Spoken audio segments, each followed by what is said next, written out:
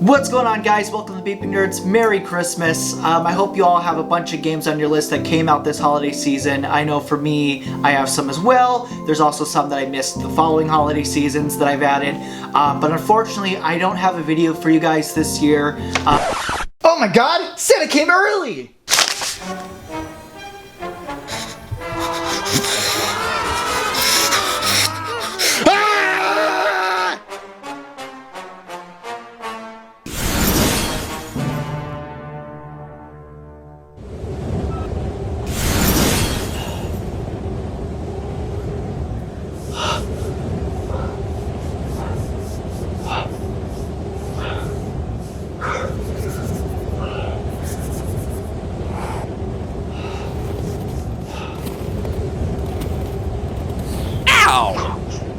Cyberpunk?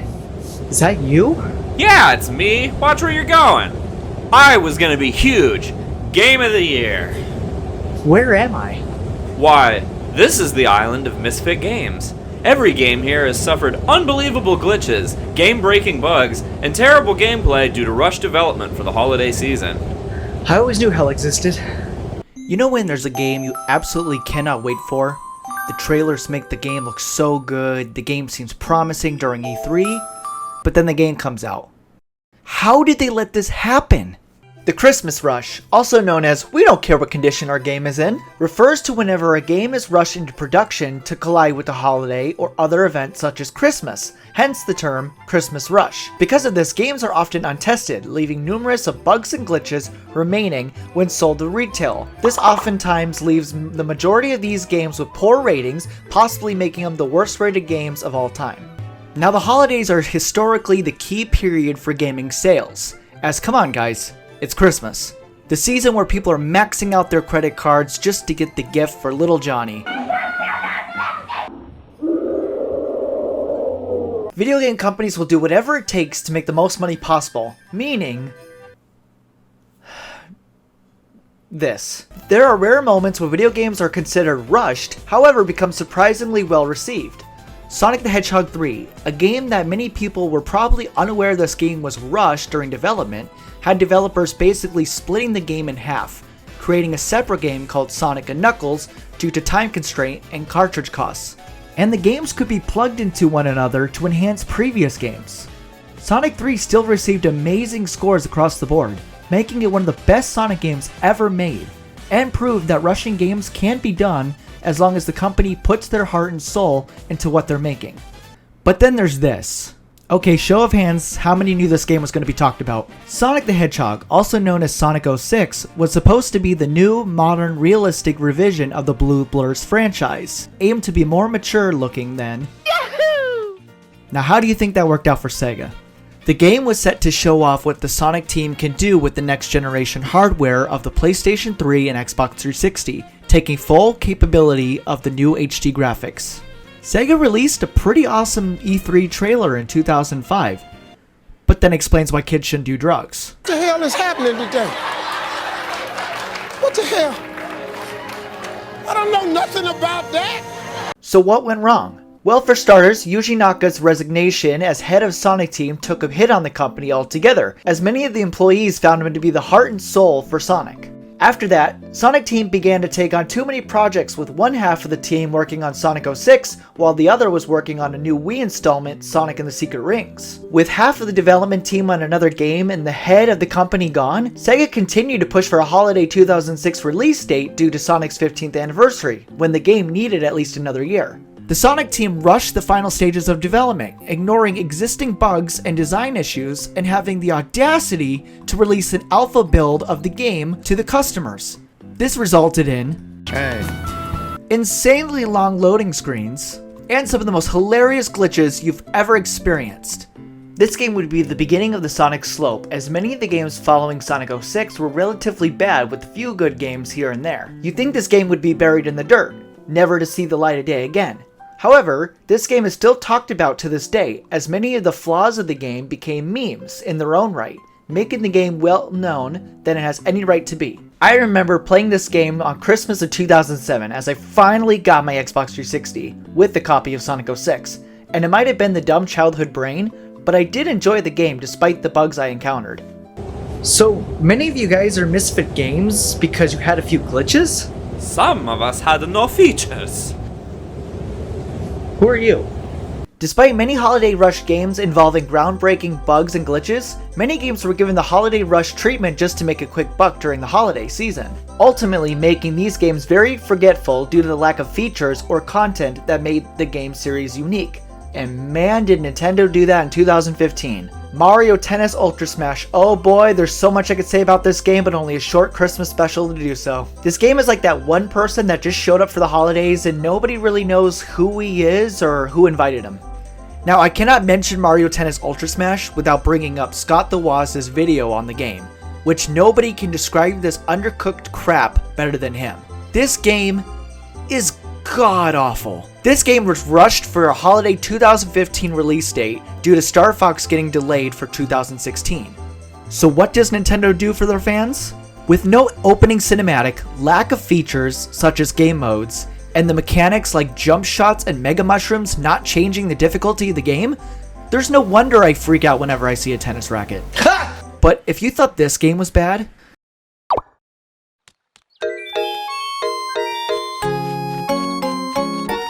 what the f is this? That's it. That's all this game was. Animal Crossing Life board game that could only work with a special $12 amiibo, as you can't play the game without the amiibo. Not to mention no other button works other than A, which can only be pushed when you move to roll the dice with an amiibo. And was this an add-on feature to a full HD Animal Crossing game that we've been wanting? No! This was a $60 game that came with 2 amiibo, each equaling to $24, making this game itself $36 for a virtual board game. I watched this trailer live. I nearly jumped out of my seat when I saw Animal Crossing amiibo just to get f***ing bamboozled by this stupid I am not okay. Now, games that are bland are one thing. What if you have too much content? Playing Cyberpunk on launch of 2020 was equivalent to getting punched in the face repeatedly. This game was officially revealed on May of 2012 with trailers of the game the following year. Gamers were highly anticipated for this game's release. Unfortunately, the game took a lot longer than expected. Cyberpunk was MIA until 2018, a whopping 5 years of silence from CD Projekt Red. But then came one of the best E3 conferences I've ever seen. This trailer was amazing. The reveal of Keanu Reeves was breathtaking.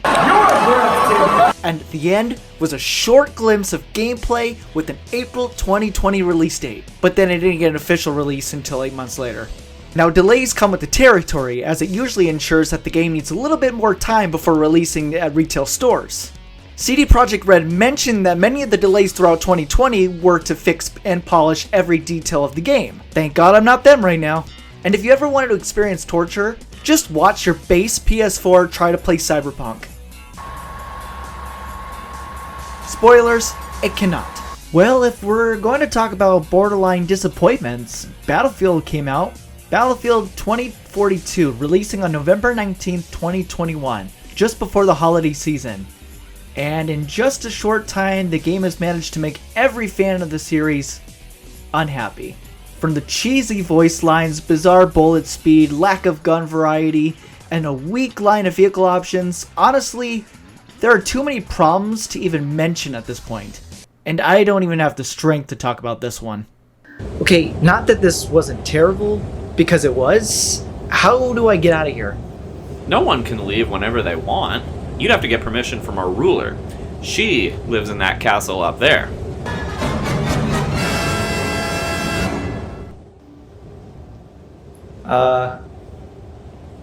Hello? Ah, so you finally arrived. Alright, this is the big one. Although it not may be the worst Rush game out there, let me tell you a story of a little Joseph who wanted this game more than anything. Joe grew up with the original trilogy, unlocked every secret, and heard a rumor of the next generation Spyro taking advantage of the PlayStation 2 and GameCube's graphical specs. Insomniac Games, the geniuses behind the original trilogy, were no longer the holders of the franchise, as Universal Interactive Studios were now in full control of the Purple Dragon's future. And man, it's not pretty. The original story for the game was going to be completely different when having Nasty Nork and Ripto, two villains of the original games, team up to steal all the dragonflies. The original plan was to have the total of 100 dragonflies throughout 25 different worlds for Spyro to explore. Universal forced the developers to change the story of the game multiple times, causing numerous glitches and bugs to exist throughout the game as there was no time to fix them. This allows people to beat the game within minutes, and the sudden changes for the story also caused the expansion of the game to be cut in half, with 90 dragonflies obtainable throughout 9 worlds in the game. If you thought that was bad, the loading for this game is atrocious with poor physics and controls. However, the amount of times the development team were forced to go back to the drawing board leaves me to believe that this game we see now was put together in a matter of months. Now, this game was not good. This game frustrated me to my very soul, but a part of me will always enjoy it for my love for the Purple Dragon and as much as the anticipation I had for this game, despite all the bad things that are said about it. Spyro, is that you? Yes. Welcome to the island of Misfit Games. This island hosts... Yeah, I've heard the speech already. Just, how do I get out of here? You are not allowed to leave. You are just the first of many gamers who will be transported here forever. No, you can't do that. I need to go back. I have no idea what my wife is doing in my video game collection right now. Hey babe, I'm about to go shopping for gifts. Can I get some money? Babe? I guess this'll have to do. Silence! You dare request orders from me? Get him!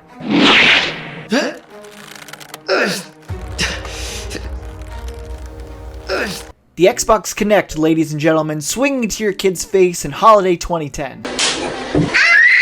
The device was revealed on July of 2010 for about 150 bones, competing against Nintendo's widely successful console, the Nintendo Wii. The device's gimmick was removing the use of a controller entirely, as stating, "You are the controller." The device was sold relatively well, roughing about 8 million Kinects sold within the first 60 days. If only the games were good. Now, Xbox released quite a few games on this device, but each one from the Kinect Joyride to Kinect Star Wars had god-awful tracking and voice controls. And the only games that seemed to work for this device were rhythm games, and many customers were not picking the device just for that. Almost all Kinect games received terrible reviews, which disappointed a lot of Xbox fans after everything Microsoft promised with the reveal trailer. The device's target demographic was family and kids, don't get me wrong, but the device tried to do something revolutionary, taking gaming one step further than Nintendo's Wii. I got my Kinect bundled with the Xbox 360 Slim and a copy of Sonic Freeriders and Kinect Sports on Christmas Day 2010. Kinect Sports, just a collection of mini games, while Sonic Freeriders, well, let's just say play 10 minutes of this game and tell me you don't want to take an entire bottle of aspirin. We were supposed to be magnificent, truly spectacular sequels to our beloved franchises. However, due to our company's rush for a holiday release, we became outcasts, misfits, forced to hide while people played their stupid Fortnite. You're right. You guys were all treated so terribly. You guys went through development hell and rushed to make a quick buck during the holidays? It's not your fault. You didn't ask for this. You guys were supposed to be so much more. We just want to be loved. And you can be. Cyberpunk, you were supposed to be Game of the Year. You were the most anticipated game for almost 6 years. It's not your fault that you were quickly rushed and had so many development glitches. You were supposed to change the world, and so many people look forward to having you. And you know what? A lot of people play you, and they enjoy every minute of it. What? Sonic 06, you were the reason I wanted a 360. You were gonna be the first HD Sonic, and basically Sonic Adventure 3. It's not your fault. Kinect. Yeah, you were just an accessory, just to compete against the Wii. But you did something revolutionary. No! You cannot do this! We are rejects! Failures! Who could love us? Believe it or not, when I played you, yeah, you weren't great, but you were fun. And darn it, I think I can give you all homes.